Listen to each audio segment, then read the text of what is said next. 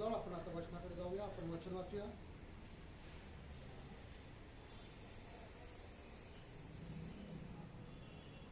वचन करूया उत्पत्तीचं पुस्तक 3रा अध्याय 17वं वचन.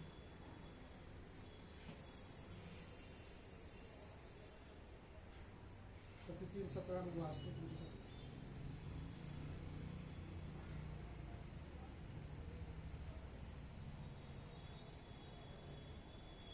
आदामास तो म्हणाला, तू आपल्या स्त्रीचे ऐकले आणि ज्या झाडाचे फळ खाऊ नको म्हणून मी तुला आज्ञा केली होती त्याचे फळ तू खाल्ले, म्हणून तुझ्यामुळे भूमीला शाप आला आहे.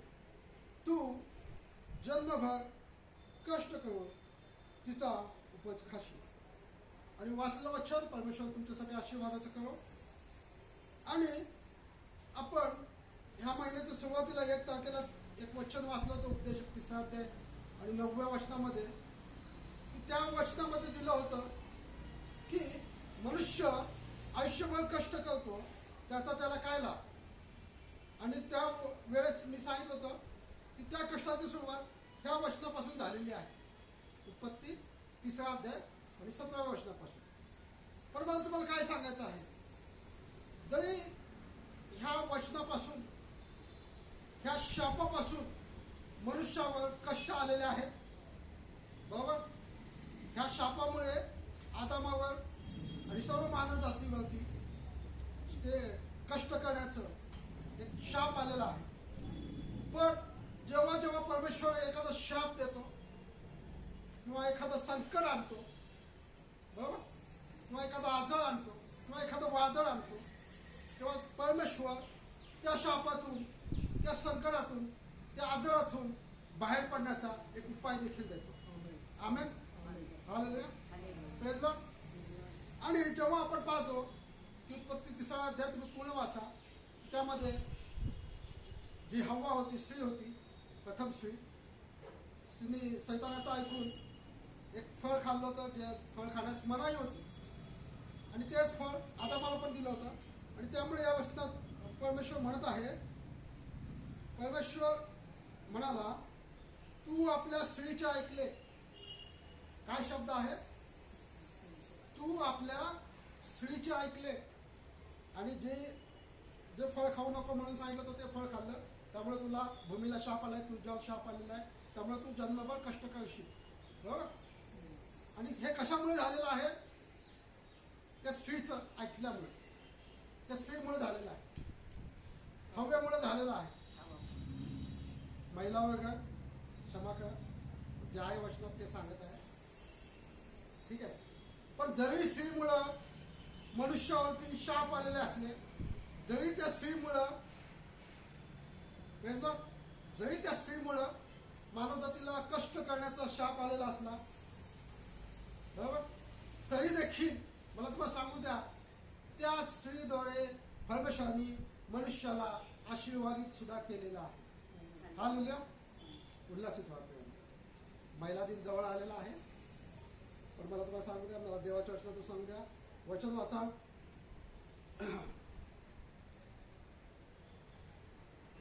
उपदेशक 9वा अध्याय 9वं वचन आपण वाचूया. तुम्ही तुम्हाला काय म्हणत आहे ते वचन वाचून आपण पुढे जाऊया. उपदेशक 9:9.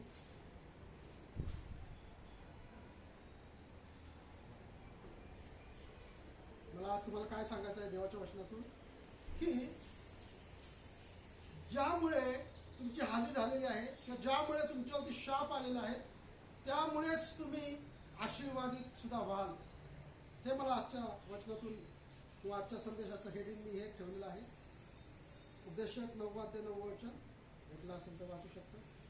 देवाने ह्या भूतलावर सर्व आयुष्याचे जे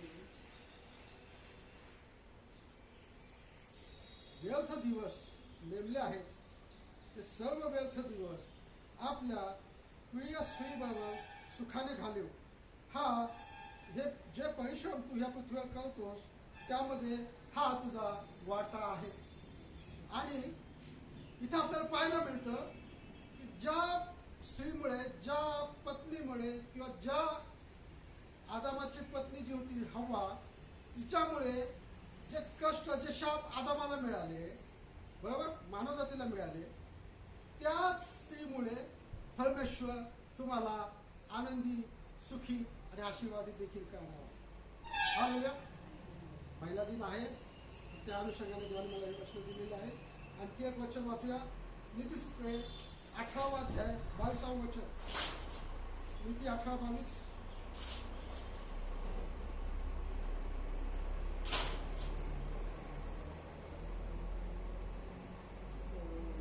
नीती 18:22.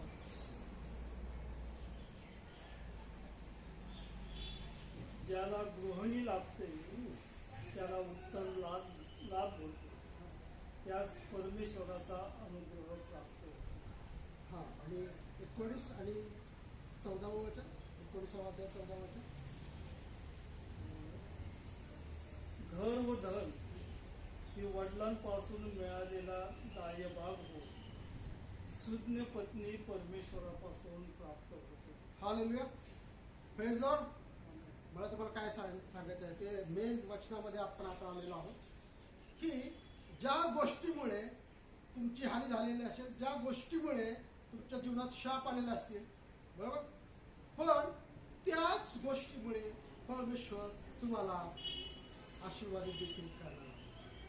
त्याच गोष्टीमुळे तुमचं झालेलं नुकसान भरून देखील निघणार आहे. बरोबर.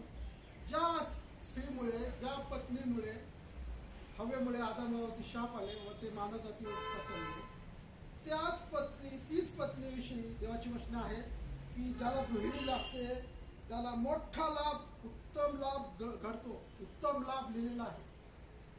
आणि त्यास परमेश्वराचा अनुग्रह प्राप्त होतो. कुणाचा अनुग्रह? परमेश्वराचा अनुग्रह प्राप्त होतो. आणि 19 नीतिसूत्र 19:14 मध्ये दिलेलं आहे, सुज्ञ पत्नी परमेश्वरापासून प्राप्त होते. आणि उपदेशक 9:9 पण वाचलेला आहे. बघा प्रियांनो, देवाची योजना काय. देव जसं ज्या गोष्टीमुळे देवाने शाप दिला होता, त्याच गोष्टीमुळे परमेश्वर तुम्हाला आशीर्वादित करणार आहे. हालेलुया. Praise Lord. आणि ही देवाची योजना आहे. आणि तुम्ही जर आणखी काही वचन वाचले की इसाकाच्या काळात, उत्पत्ती 26 अध्याय, वचन वाचणार नाही पण मी सांगतो, इसाकाच्या काळात उत्पत्ती 26 अध्याय तुम्ही पूर्ण वाचा की त्यावेळेस मोठा दुष्काळ त्या देशात पडला होता.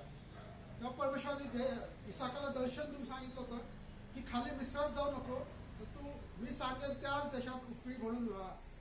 आणि तेव्हा त्याने त्याच देशात पेरणी केली आणि त्याला 100 पट पीक मिळालं. आणि तो इतका आशीर्वादित झाला त्या दुष्काळाच्या दिवसात, दुष्काळाच्या वर्षी आणि दुष्काळाच्या प्रदेशात परमेश्वराच्या कृपेमुळे तो आशीर्वादित झाला. मग काय झालेलं आहे, त्या देशाचे जे राजे होते, सरदार होते, जे मुख्य लोक होते, ते त्याच्याशी कला केला, त्याचा त्यांनी हेवा केला आणि त्याला त्यांनी आपल्या देशातून घालवून दिले. त्या देशाच्या राजाचं नाव होतं अभिमलेख. आणि मला तुम्हाला काय सांगायचं आहे, उत्पत्ती 26:16 वचनात तुम्ही ते वचन वाचू शकता की त्यांनी त्याला त्या देशातून हाकलून दिले. पण काय झालेलं आहे, पुढे जाऊन आपण पाहतो, इसाकाने तिथेच ज्या विहिरी त्यांनी बुजवून टाकल्या होत्या ठेव्याने, त्या विहिरी त्यांनी खणून पुन्हा खोलल्या. आणि त्या दुष्काळाच्या दिवसातच त्या विहिरींना जिवंत पाण्याच्या नद्या, झरा त्या विहिरीमध्ये लागल्या. आणि त्या विहिरीवरनं देखील त्या लोकांनी त्याच्याशी झगडा केला. पहिल्या वेळेस केला तर त्यांनी ती विहीर सोडून दिली, दुसऱ्या विहिरीकडे तो गेला. जी विहीर त्यांनी बुजवून टाकली होती शत्रूंनी, ती पुन्हा त्यांनी खणली. दुसऱ्या विहिरीला देखील पाणी लागलं, त्याच्याशी पण त्यांनी कलह केला. पण जेव्हा तिसरी विहीर त्यांनी खणली तेव्हा त्या विहिरीवरून त्यांनी कलह केला नाही. हालेलुया. आणि त्यांनी त्या विहिरीचं नाव रफोदीम असं ठेवलं, जे विस्तार केला आहे परमेश्वराने माझा. आणि नंतर पुढे आपल्याला पाहायला मिळतं उत्पत्ती 26 अध्याय 26 वचन वाचा. उत्पत्ती 26:26. मग काय झालेलं आहे? उत्पत्ती 26:26 मिळाला असेल तर आता उत्पत्ती 26:26. त्यानंतर अमीमले आपला मित्र अहोज्याब व आपला सेनापती पिको यास बरोबर घेऊन गरारा होऊन त्यासकडे गेला. तेव्हा इसाक त्यास म्हणाला, तुम्ही तर माझा द्वेष करता आणि मला तुम्ही आपल्यामधून घालून दिले. असे असताना मजकडे आता का आला? त्याने म्हटले, परमेश्वर तुझ्या बरोबर आहे, आम्हाला स्पष्ट दिसून आले आहे. म्हणून आम्ही विचार केला की तुझ्या माझ्यामध्ये अनबक व्हावी आणि आम्ही तुझ्याशी करार करावा. बरोबर. आणि इथं आपल्याला पाहायला मिळतं, ज्या राजांनी, ज्या लोकांनी इसाकाच्या पूर्वजांनी बांधलेल्या विहिरी बुजवून टाकल्या होत्या, ज्यांनी त्याचा छळ केला होता, ज्यांनी त्याला हकलून दिले होते, तेच लोक त्यांना दिसून आलं की परमेश्वर इसाकासोबत आहे. आणि तेच लोक इसाकाकडे येऊन म्हणतात की आमच्याशी दोस्ती करा. हालेलुया. आमच्याशी करार करा. करार म्हणजे काय? तुम्ही आमच्याशी व्यापार करा, आम्ही तुमच्याशी व्यापार करू. आज जागोजागी देशादेशांमध्ये करार होतो. तुम्ही आम्हाला हे वस्तू द्या, आम्ही तुम्हाला त्या वस्तू देतो. बरोबर. आयात निर्यात वगैरे वगैरे ह्या गोष्टी असतात. आणि इथं आपल्याला पाहायला मिळतं की इसाकाच्या जीवनामध्ये ज्या अभिमलेखाने, तो अभिमलेख त्या देशाचा राजा होता, बरोबर, मिस्र देशाचा, आणि त्याने त्याचा छळ केलेला, त्याला हकलून दिलेला आपल्याला पाहायला मिळतं. पण तोच येऊन इसाकाकडे म्हणतो की माझ्याशी दोस्ती करा, माझ्याशी व्यापार करा. हालेलुया. आपण दोस्त आहोत. हे का घडून आलं? हे का घडून आलं? परमेश्वर इसाकासोबत, परमेश्वर इसाकासोबत. त्यामुळे ह्या गोष्टी घडून आल्या. आणि देवाचं वचन आहे, जर तुझे मार्ग परमेश्वराला आवडले तर तो तुझ्या शत्रूसही तुझ्याशी समेट करायला लावेल, असं एक वचन आहे. आणि आता स्तोत्र 26 मध्ये पण पाहिलेलं आहे, परमेश्वर तुझ्या शत्रूंचं देखत तुझकडे ताट वाढेल. आणि मला तुम्हाला काय सांगायचं आहे, ज्या लोकांनी तुमचा छळ केला, ज्या लोकांनी तुमची निंदा केली, ज्या लोकांनी तुमची हानी केली, तेच तुमच्या आशीर्वादाचे कारण होते. परमेश्वर त्यांचाच वापर करून तुम्हाला आशीर्वादित करेल. परमेश्वर त्यांचाच वापर करून तुमची झालेली नुकसानी भरून काढेल. परमेश्वर त्यांचाच वापर करून तुम्हाला बहुगुणित करेल. हालेलुया. परमेश्वर तुमच्या शत्रूंचाच वापर करून तो तुम्हाला आशीर्वादित करेल. हालेलुया. आणि शेवटचं वचन आपण वाचूया. दानिएलाच्या पुस्तकात आपण पाहतो की दानिएल 6व्या अध्यायामध्ये 16व्या वचनामध्ये राजाज्ञेच्या आज्ञेवरून दानिएल 6:16 आपण पाहूया. शेवटचे काही 1-2 वचन आपण पाहणार आहोत. दानिएल 6:16 6वा अध्याय आणि 16वं वचन.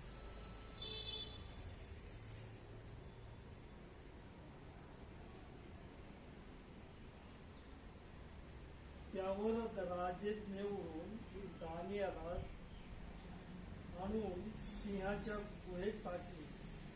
राजा दानिएलास म्हणाला, ज्या देवाची तू नित्य सेवा करतो तो तुला सोडवी. हालेलुया. आणि दानिएल 6वा अध्याय नाही, 28वं वचन. दानिएल 6:28. हा दानिएल दारावेशाच्या कारकिर्दीत व कोरेश पारशी यांच्या कारकिर्दीत भाग्यास चढला. मला तुम्हाला शॉर्टमध्ये सांगू द्या, 2 मिनिटांमध्ये. दानिएल हा देवाचा चांगला सेवक होता, चांगला विश्वासणारा होता. नित्य 3 वेळा तो देवाची भक्ती आराधना प्रार्थना करणारा होता. आणि जरी त्या राजांनी, दार्यावेश एकाच्या राजाचं नाव होतं त्या देशाच्या, त्यांनी एक फरमान काढलं होतं की 30 दिवसपर्यंत माझीच उपासना करायची, माझीच प्रार्थना करायची, अन्य देवांची प्रार्थना करायची नाही. पण दानिएलाने ते फरमान जुमानलं नाही आणि त्यांनी नित्यप्रमाणे आपल्या देवाची प्रार्थना केली. मग काय झालेलं आहे, राजाज्ञेवरून त्या दारियावेश राजाच्या सांगण्यावरून त्या दानियेलास सिंहाच्या गुहेत टाकण्यात आलेला आहे. पण मला तुम्हाला सांगू द्या, तिथं देखील दानियेलाने प्रार्थना केली आणि परमेश्वराने देवदूत पाठवून त्या सिंहाची तोंडे बंद केली. हालेलुया. त्या सिंहाची तोंडे बंद केली आणि दानियल तसाच जिवंत दुसऱ्या दिवशी सकाळी तो बाहेर आलेला. आणि जेव्हा ह्या गोष्टी त्या राजाला कळल्या, तर राजाने काय केलेलं आहे, त्या देवावर विश्वास ठेवलेला आहे आणि सर्व राज्यात फर्मान काढलेला आहे की दानियेलाचा देवच खरा देव आहे, अन्य कोणी देव नाही. आणि त्यांनी काय केलेलं आहे, त्या दानियेलाच प्रमोशन केलेलं आहे. Praise Lord. ज्या राजाने दानियेला सिंहाच्या गुहेत मरण्यासाठी टाकलं होतं, त्याच राजाने दानियेलास प्रमोशन केलेलं आहे आणि त्याला उच्च पद दिलेलं आहे. मला तुम्हाला काय सांगायचं आहे, जे लोक तुमची हानी करण्यास येतील, जे लोक